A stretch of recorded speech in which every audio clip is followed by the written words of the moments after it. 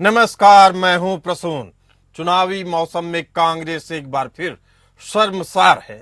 शर्मसार करने वाला कोई और नहीं बल्कि इंडियन ओवरसीज कांग्रेस के अध्यक्ष सैम पित्रोदा हैं, जो दावा कर रहे हैं कि पूर्वी भारत के लोग चीन के जैसे दिखते हैं, पश्चिम भारत के रहने वाले लोग अरब जैसे दिखते हैं, दक्षिण में रहने वाले लोग अफ्रीकी दिखते हैं और उत्तर भारत के लोग अंग्रेजों जैसे दिखते हैं।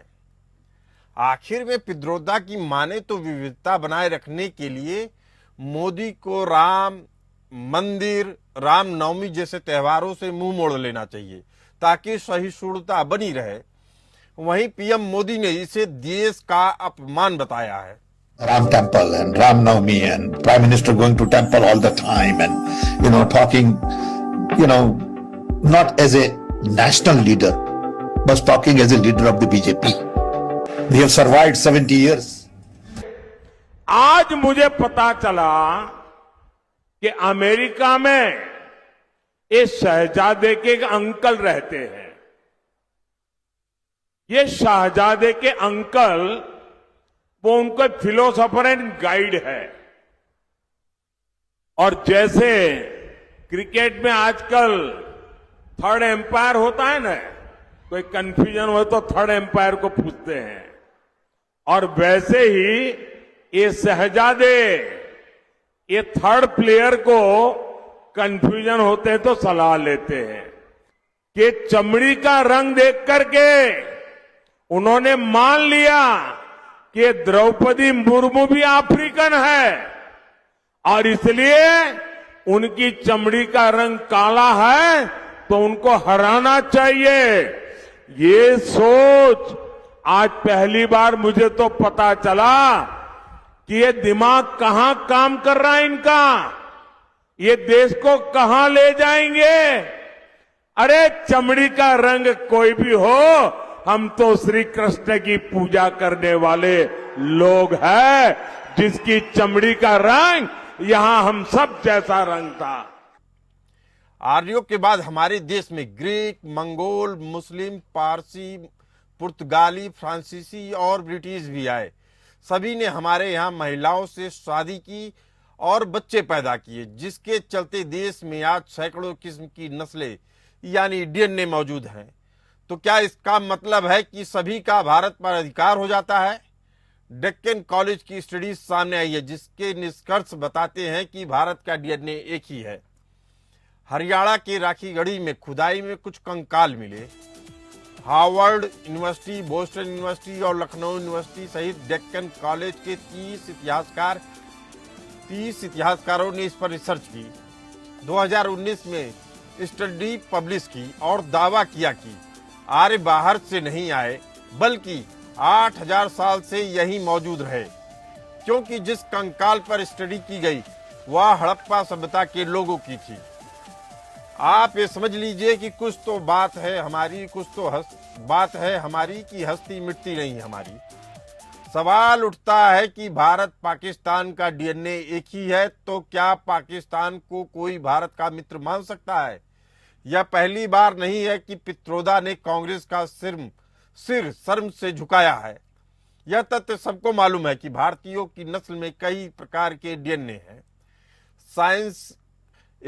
साइंस की ये तहरीर कहती है कि एक ही शख्स के डीएनए में 2 अलग अलग पीढ़ियों के जीन्स आ सकते हैं। इससे यह बात साबित हो जाती है कि हम भारतीयों के डीएनए में पश्चिमी देशों के जीन्स आने के आसार बहुत हैं।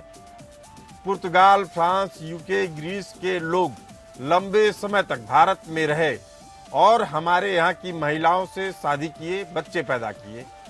यहाँ तक कि जब देश आजाद हुआ तो संसद में एंग्लो इंडियंस के लिए 2 सीटें भी रिजर्व कर दी गई। एंग्लो इंडियन यानी भारतीय महिलाओं से पैदा हुए अंग्रेजों के बच्चे या फिर ब्रिटिश महिलाओं से पैदा हुए भारतीयों के बच्चे, इनके डीएनए में भारत और पश्चिमी देशों दोनों के जीन्स हैं। यही हाल दूसरे देशों में भी देखा जा सकता है। एक बात यह भी समझना होगा कि देश एक भौगोलिक और सांस्कृतिक विरासत के जरिए अपनी पहचान बताती है। उसकी संस्कृति ही दुनिया में उसकी पहचान दिलाती है। लेकिन इससे बेखबर और राजनीतिक नतीजों की खातिर यह पहला मौका नहीं है जब पित्रोदा ने अपने बड़बोले बयान से पार्टी को संकट में डाला है। अपने लंबे राजनीतिक कैरियर में पित्रोदा कई बार ऐसे विवादास्पद बयान दे चुके हैं। इंडियन ओवरसीज कांग्रेस के अध्यक्ष सैम पित्रोदा ने कहा है कि भारत जैसे विविधता वाले देश में सभी एक साथ रहते हैं। यहाँ पूर्वी भारत के लोग पश्चिम के लोगों जैसे, पश्चिम भारत में रहने वाले अरब जैसे, दक्षिण में रहने वाले अफ्रीकी लोगों जैसे दिखते हैं, लेकिन इन सब के बावजूद फिर भी हम मिलजुल कर रहते हैं। इससे पहले सैम पित्रोदा विरासत टैक्स पर भी टिप्पणी कर चुके हैं। पीएम मोदी की धन के पुनर्वितरण टिप्पणी पर बोलते हुए उन्होंने कहा कि अमेरिका में विरासत टैक्स की अवधारणा है, जिसका अर्थ यह है कि किसी व्यक्ति की संपत्ति उसकी मृत्यु के बाद 55% सरकार को सौंप दी जाती है, न कि उनके बच्चों को जाती है। 2019 के लोकसभा चुनाव में पित्रोदा के निशाने पर मध्यम वर्ग आ गया था। पित्रोदा ने कहा कि मिडिल क्लास को ज्यादा टैक्स देना चाहिए ताकि गरीब परिवारों के लिए न्यूनतम आय की गारंटी पूरी हो सके और मिडिल क्लास को स्वार्थी नहीं होना चाहिए। इसी 2019 के लोकसभा चुनाव में पित्रोदा के निशाने पर सिख भी आ गए। भाजपा ने 1984 के सिख विरोधी दंगों के लिए राजीव गांधी को मास्टरमाइंड कहा था। इस पर पूर्व प्रधानमंत्री के करीबी सहयोगी रहे पित्रोदा ने कहा कि अब क्या है 84 का, भाजपा ने 5 साल में क्या किया उसकी बात करें। 84 में हुआ तो हुआ, आपने क्या किया।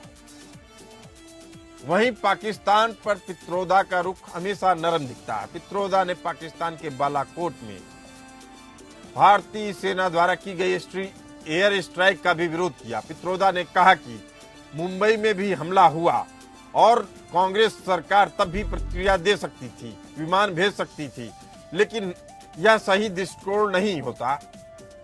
पित्रोदा ने कहा कि यह गलत है कि कुछ लोगों की गलती के लिए हम पाकिस्तान के प्रत्येक नागरिक को दोषी ठहराएं। पित्रोदा क्यों कांग्रेस की मजबूरी है, इसी मुद्दे पर चर्चा करने के लिए हमारे साथ मौजूद हैं डॉक्टर अविरल मलिक, प्रवक्ता बीजेपी, विजय कौशिक, प्रवक्ता कांग्रेस, और मोहम्मद अमीन, राजनीतिक विश्लेषक। विजय कौशिक जी, पहला सवाल आपसे ही, क्या मजबूरी है कि पित्रोदा को आप छोड़ नहीं पा रहे हैं? पहली बात यह है कि मैं रिक्वेस्ट करूंगा पीसीआर थोड़ी अगर आवाज तेज कर सकती है। आपकी आवाज आ रही है विजय जी? आवाज तेज कर दीजिए। जी जी, मुझे बहुत कम आ रही है आपकी आवाज। बहरहाल देखिए, पित्रोदा को जिंदगी जीने का हक नहीं है। मोदी जी को चाहिए तो उनको फांसी पर लटकवा दें। मोदी जी को चाहिए कि सैम पित्रोदा को उबलते तेल में डालकर फ्राई करवा दें, जिससे भाजपा की आत्मा को शांति मिल सके। अरे भाई, इस देश में, दुनिया में लोग जाने क्या क्या कहते हैं, सैम पित्रोदा की क्या हैसियत है। अरे आपके ओवरसीज का अध्यक्ष है, कांग्रेस ओवरसीज का अध्यक्ष है, आप कह रहे हैं सैम पित्रोदा क्या है? सुनिए ना, सुनिए मेरी बात।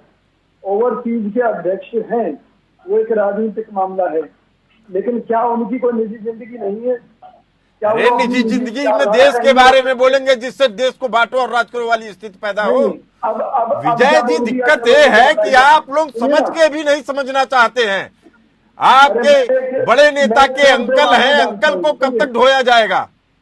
अरे सुन तो लीजिए, मैं सिर्फ 2 बातें करूंगा केवल जी। पहली बात ये, अगर सैम पित्रोदा ने देश के संविधान के खिलाफ, देश के कानून के खिलाफ या देश के लोगों की भावनाओं को भड़काने वाला कोई भी बयान दिया है तो उसके खिलाफ तुरंत मुकदमा दर्ज किया जाए, गिरफ्तार किया जाए और जेल में डाल दिया जाए। कांग्रेस पार्टी को कोई एतराज नहीं है, नंबर 1।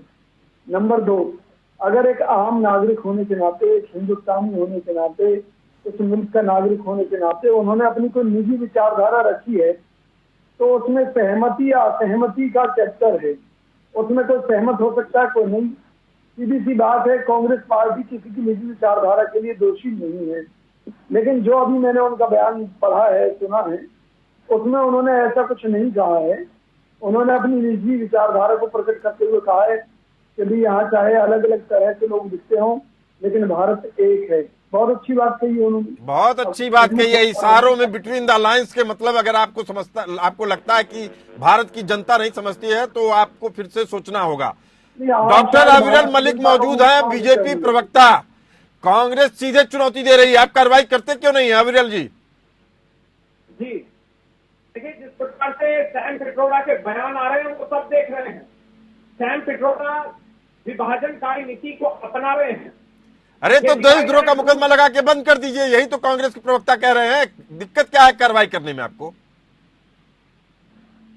देखिए, डिवाइड एंड रूल की ये बात करते हैं, देश को तोड़ने में भी ये विश्वास रखते हैं कि देश को तोड़ने में विश्वास रखने वाले लोग हैं। हम देश को जोड़ने वाले लोग हैं, हम देश हित में कार्य करने वाले लोग हैं, हम राष्ट्र रक्षा के लिए कार्य करने वाले लोग हैं, हम राष्ट्र सेवा के लिए कार्य करने वाले लोग हैं, हम जनहित के लिए कार्य। अरे अविरल मलिक जी, ये सारी चीजें ठीक है, आप सारी सेवा कर लिए, उसके बाद देशद्रोहियों पे क्या कार्रवाई करेंगे इतना बता दीजिए। मेरा एक सवाल और ले लीजिए आप। अविरल जी, जी देशद्रोहियों पे क्या कार्रवाई करेंगे या देश के खिलाफ जो बातें जाती हैं उस पे क्या कार्रवाई करेंगे इतना बता दीजिए आप। देखिए, वो सब कार्रवाई सब की जाएगी, इस बात को भी इन्हें जान लेना चाहिए। धीरज बहू के ऊपर जब कार्रवाई होती है उस विषय पर ये नहीं बोलते हैं। अरे मैं तो आपसे सीधा सवाल पूछ रहा हूँ। नहीं, अगर कार्रवाई होती है, हुई तो क्यों हुई, नहीं हुई तो क्यों नहीं हुई, ये कांग्रेस। अरे उनके कांग्रेस के पूछने नहीं पूछने से आपकी कार्रवाई रुकेगी क्या? देखिए, हर व्यक्ति के ऊपर कार्रवाई की जाएगी जो संविधान को तोड़ेगा, नियमों को तोड़ेगा। अबे आपने बड़ी बात कही है कि हर व्यक्ति पे कार्रवाई होगी। मुझे उम्मीद है कि आप इसकी शिकायत करेंगे। अब हमारे साथ मौजूद है डॉक्टर मोहम्मद अमीन साहब। कार्रवाई होनी चाहिए। बांटो और राज करो, क्या पित्रोदा के बयान का यही मायने है या इसको दूसरे तरीके से निकाला जाए इसके मायने कि मोहब्बत की दुकान में नफरत का सामान सज गया है पूरे देश के लिए? देखिए, सैम पित्रोदा जी को आज कांग्रेस नकार नहीं सकती है। ये उनके भूतपूर्व प्रधानमंत्री स्वर्गीय राजीव गांधी के एक अभिन्न मित्र थे, जिन्होंने देश में टेक्नोलॉजी लाई और उससे विकास और विस्तार हुआ देश के अंदर संचार माध्यमों में।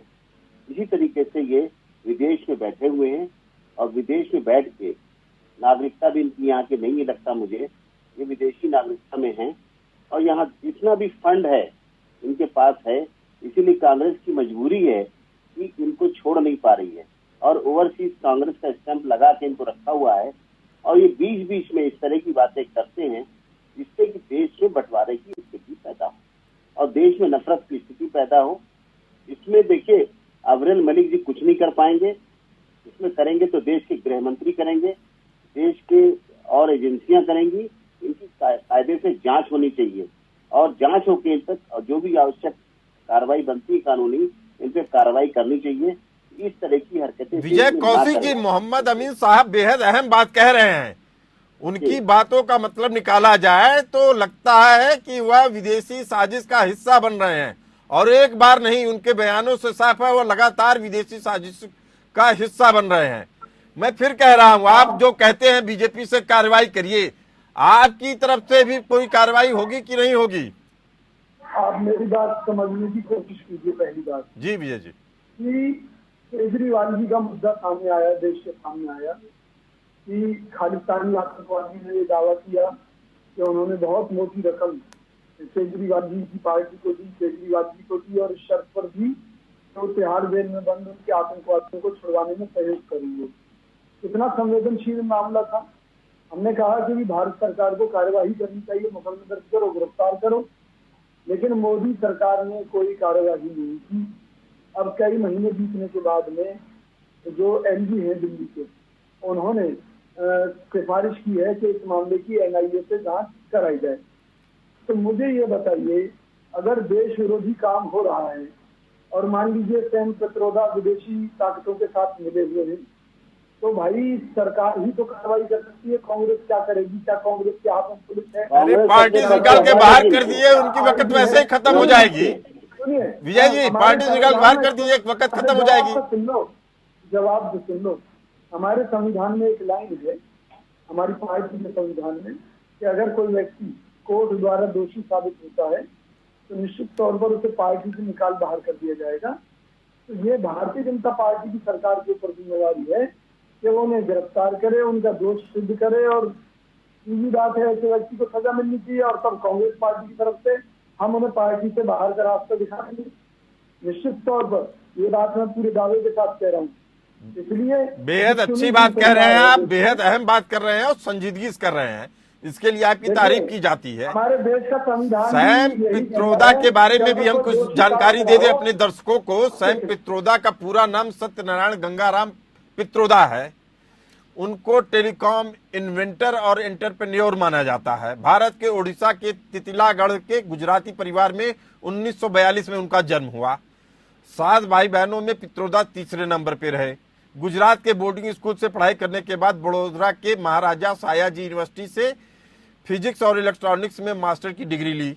आगे की पढ़ाई के लिए अमेरिका चले गए। 1964 में शिकागो के इंस्टीट्यूट ऑफ टेक्नोलॉजी से उन्होंने फिजिक्स में मास्टर्स की डिग्री हासिल की। पढ़ाई पूरी करने के बाद 1965 में वो टेलीकॉम इंडस्ट्री से जुड़ गए। 1975 में उन्होंने इलेक्ट्रॉनिक डायरी का आविष्कार किया, उनका पहला पेटेंट था। अपने कैरियर में उन्होंने कई पेटेंट दाखिल किए। उन्होंने मोबाइल नंबर पर बेस्ट ट्रांजेक्शन टेक्नोलॉजी का पेटेंट भी दायर किया है। उनका इतिहास पढ़ते हैं तो लगता है कि बड़े कारोबारी हैं, कारोबार के लिए ही उनका जीवन समर्पित है। हम भी इस तरह के कारोबारियों का समर्थन करते हैं, अपने पैर पे खड़े हैं वो। लेकिन ऐसा ना हो कि एक कारोबारी करते करते देश का भी सौदा कर दे। विजय जी, बिल्कुल आप सही बात कह रहे हैं। किसी को भी देश का सौदा करने का हक नहीं है, और वो मोदी जी को भी नहीं है और पित्रोदा को भी नहीं है।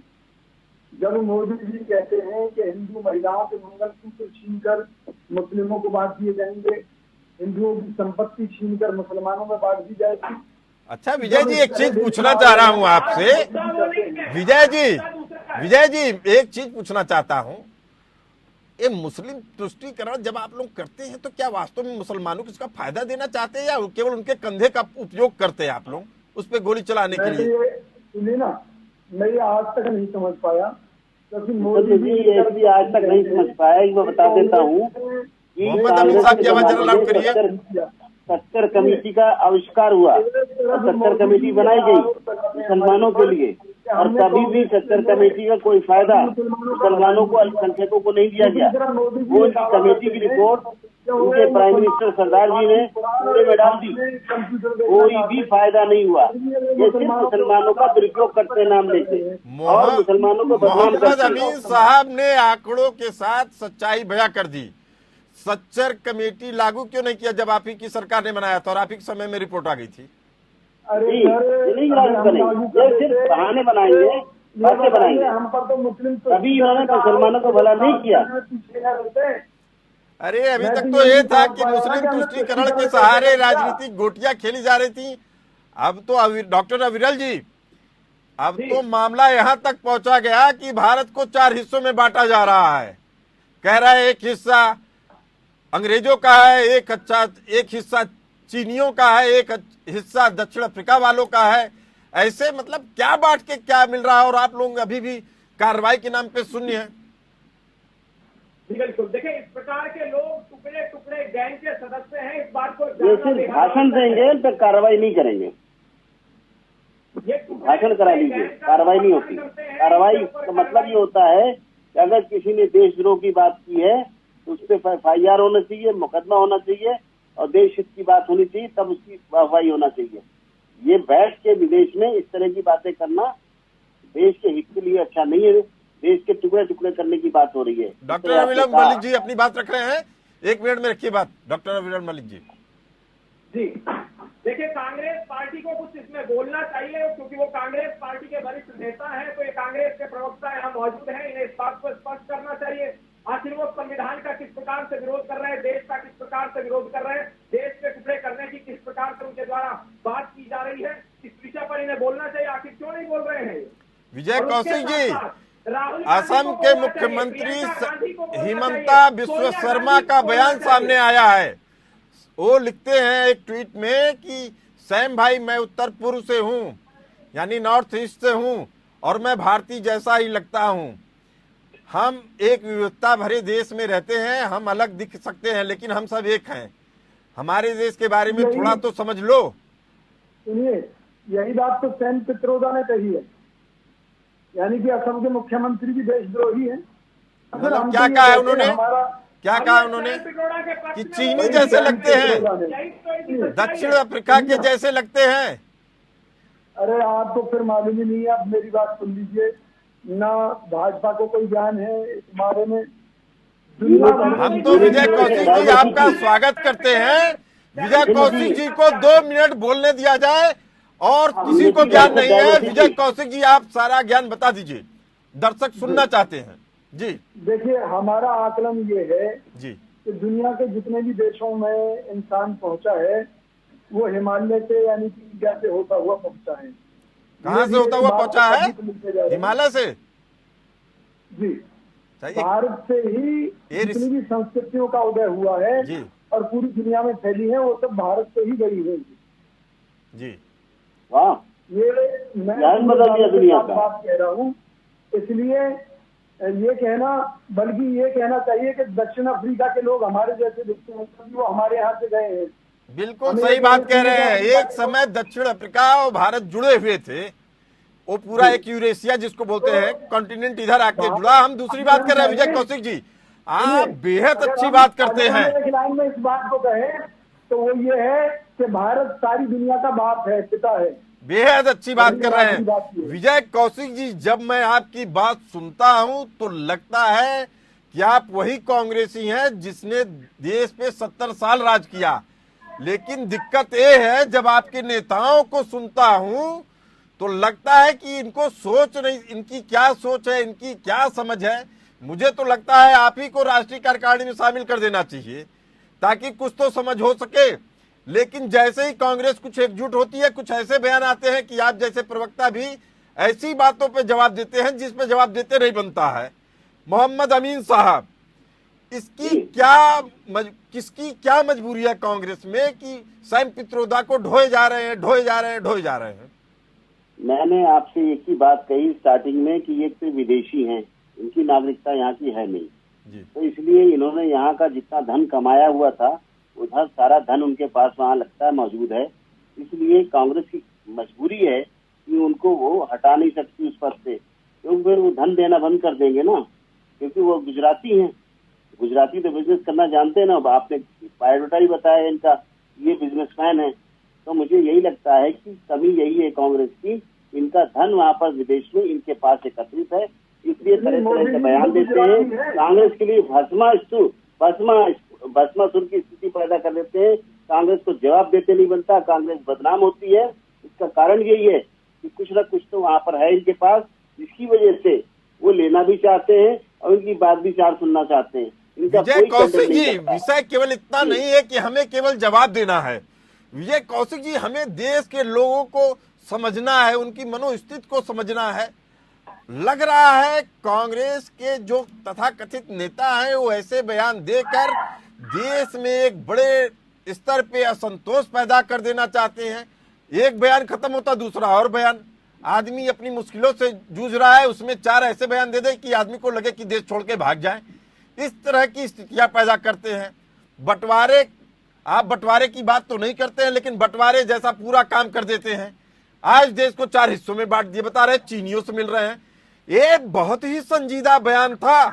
आप कह रहे हैं चीनियों से मिलते हैं नॉर्थ ईस्ट वाले, तो यानी आप बता रहे हैं कि नॉर्थ ईस्ट चीनियों का है। अब सुनो ना, सुनो विजय अब कौशिक, जिनको नॉलेज नहीं है उन लोगों का मैं क्या करूं। विजय आपको कौशिक मालूम है जी, कि मैं आपकी पीड़ा समझता हूं, लेकिन मेरी भी पीड़ा ही समझिए और देशवासियों की भी पीड़ा समझिए कि जहां जब परिवारवाद पे चोट पहुंचाई जाती है। पीड़ा का निवारण कर देता हूं जी, क्या देश की जनता को ये मालूम है कि अगर मान लो, चलो सैम पित्रोदा ने कह दिया कि भी चीन के लोगों से शक्ल मिलती है, हमारे इधर के लोगों की क्यों मिलती है?